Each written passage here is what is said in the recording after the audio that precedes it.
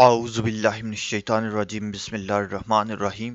اللہم صلی علی محمد وعلی آل محمد وعجل فرجہم السلام علیکم توفتن یا علی علیہ السلام مدد۔ نہج البلاغہ خطبہ نمبر 3۔ یہ خطبہ شکشاکیہ کے نام سے مشہور ہے دوستوں۔ اس خطبے میں خلافت پر بات ہوئی ہے، اس سے آگے بھی 2-3 خطبے ہیں، ان میں بھی خلافت پر ہی بات ہوئی ہے۔ تو دوستوں ہم آج کے دن یہی خطبہ دیں گے اور انشاءاللہ ہر روز ایک خطبہ نہج البلاغہ سے دیا جائے گا۔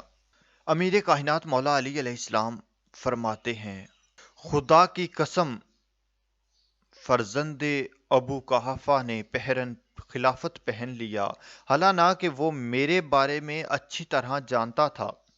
کہ میرا خلافت میں وہی مقام ہے جو چکی کے اندر اس کی کیل کا ہوتا ہے۔ میں وہ کوہ بلند ہوں جس پر سے سیلاب کا پانی گزر کر نیچے گر جاتا ہے اور مجھ تک پرندہ پر نہیں مار سکتا۔ اس کے باوجود میں نے خلافت کے آگے پردہ لٹکا دیا اور اس سے پہلو تہی کر لی ہے، اور سوچنا شروع کیا ہے کہ اپنے کٹے ہوئے ہاتھوں سے حملہ کروں یا اس سے بھیانک تیریدگی پر صبر کر لوں جس میں سن رسیدہ بالکل ضعیف اور بچہ بوڑھا ہو جاتا ہے، اور مومن اس میں جد و جہد کرتا ہوا اپنے پروردگار کے پاس پہنچ جاتا ہے۔ مجھے اندھیرے پر صبر ہی کرین عقل نظر آیا، لہٰذا میں نے صبر کیا، حالانکہ آنکھوں میں غبار اندھوں کی خلش تھی اور حلق میں غم و رنج کے پھندے لگے ہوئے تھے۔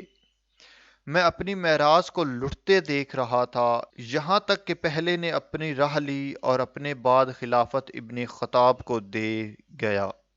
تعجب ہے کہ وہ زندگی میں تو خلافت سے سبق دوش ہونا چاہتا تھا، لیکن اپنے مرنے کے بعد اس کی بنیاد دوسروں کے لیے استوار کرتا گیا۔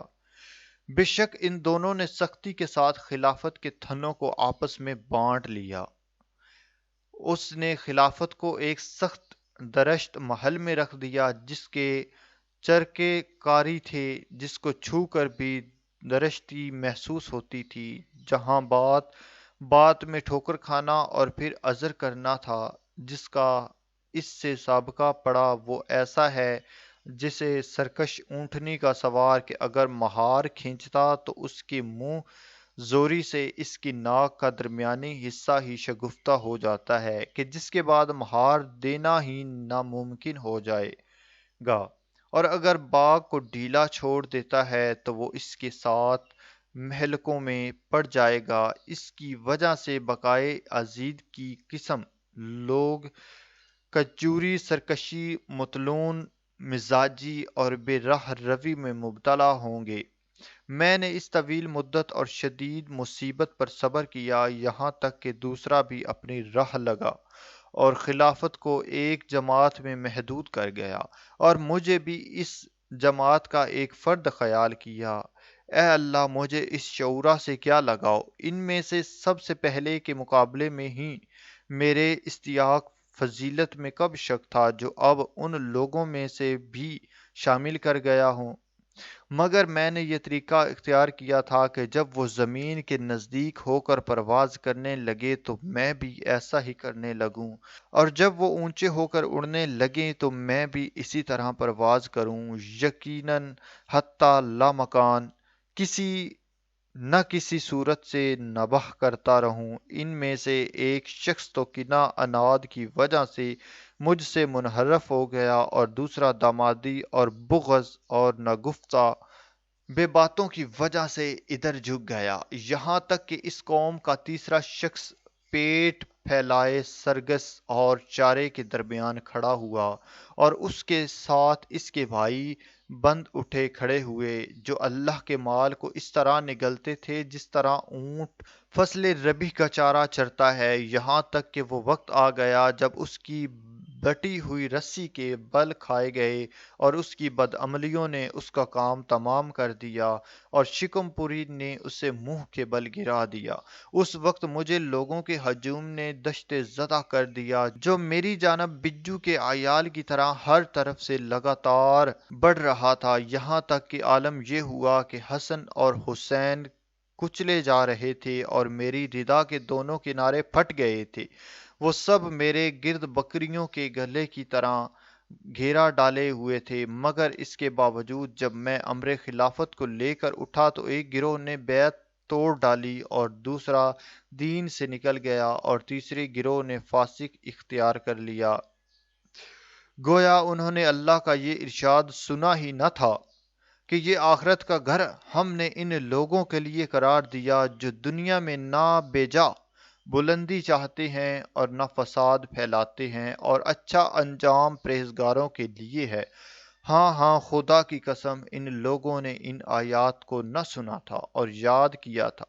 لیکن اس کی نگاہوں میں دنیا کا جمال کھپ گیا اور ان کی سج دھج نے انہیں لبھا دیا۔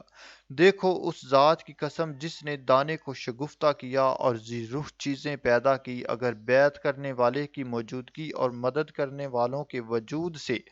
مجھ پر حجت تمام نہ ہو گئی ہوتی اور وہ عہد نہ ہوتا جو اللہ نے علماء سے لے رکھا ہے کہ وہ ظالم کی شکم پوری اور مظلوم کی گرسنگی پر سکون و قرار سے نہ بیٹھیں، تو میں خلافت کی باغ دوڑ اس کے کندھے پر ڈال دیتا اور اس کے آخر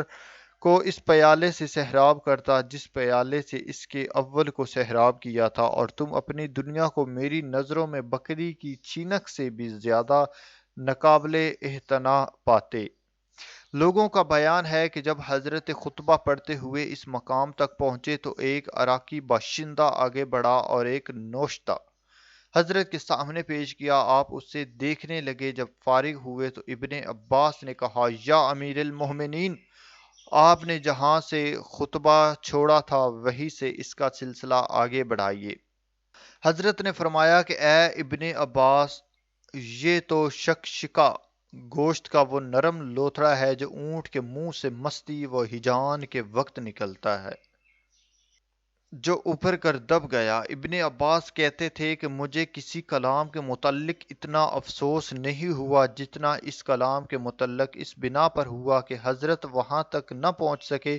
جہاں تک وہ پہنچنا چاہتے تھے۔ وہ اپنے مقاصد میں کامران ہوتے ہوئے نظر نہیں آتے، کیوں نہ کہ اس کی معنی کی روز سے بھی نیابت پیغمبر کا حق کسی دوسرے کو نہیں پہنچتا، جبکہ یہ امر مسلم ہے کہ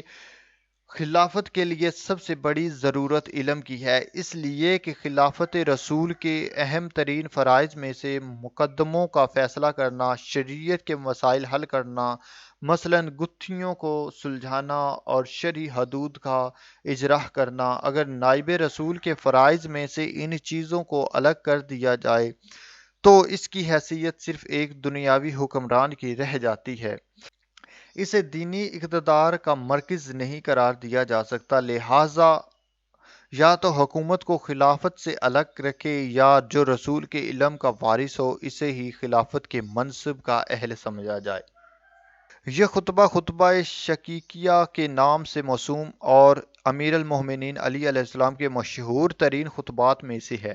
جسے آپ نے مقام رہبہ میں ارشاد فرمایا، اگرچہ بعض متعصب تنگ نظر افراد نے اس کے علاوہ اس کے کلام علی ہونے سے انکار کیا اور اسے سید رضی کی طرف منسوب کر کے اس کی مسلمہ امانت دیانت پر حریف رکھا، مگر حقائق پسند علماء نے اس کی صحت سے کبھی انکار نہیں کیا اور نہ انکار کے کوئی وجہ ہو سکتی ہے، جبکہ خلافت کے معاملے میں امیر المومنین علی علیہ السلام کا اختلاف کوئی ڈھکی چھپی ہوئی چیز نہیں ہے کہ اس قسم کے طرزیات کو بعید سمجھا جائے، اور پھر جن واقعات کی طرف اس خطبے میں ارشادات کیے گئے ہیں تاریخ انہیں اپنے دامن میں محفوظ کیے ہوئے ہے۔ قرآن کریم میں اللہ تبارک و تعالیٰ نے خلیفہ رسول ہونے کی کچھ شرائط بھی بیان کی ہیں جو کہ ان صحابہ میں پوری نہیں اترتی تھی۔